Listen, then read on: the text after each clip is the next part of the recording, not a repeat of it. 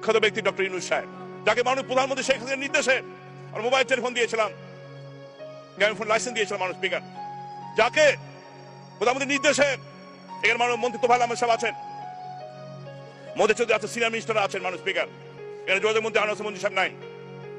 Rail optical fibre আমরা কমিটিতে বসে বিনা পয়সায় রেল অপটিক্যাল ফাইবারের ব্যবহার করার সুযোগ একমাত্র ডক্টর ইউনূসকে দিয়েছিলাম গ্রামীণ ফোনকে মানুষ স্পিকার, যে কারণে হচ্ছে গ্রামীণ ফোন গ্রামে গঞ্জে আছে নেটওয়ার্ক চালু করেছে মানুষ স্পিকার। এক অকৃতজ্ঞ ব্যক্তি। শুধু তাই নয়, তিনি আজকে একটি নোবেল প্রাইজ উইনার হয়ে তিনি তার জনগণের স্বার্থে করে কাজ করেন এক পর্যন্ত। আপনি দেখবেন তার কর্মকালে এখন পর্যন্ত জনগণের সাথে কোনো কাজ করে নাই। তিনি যখন এখানে জ্বালাও পড়া হয়েছে, শিশুকে হত্যা করা হয়েছে, নারীকে হত্যা করা হয়েছে, একটি কথা বলেন নাই।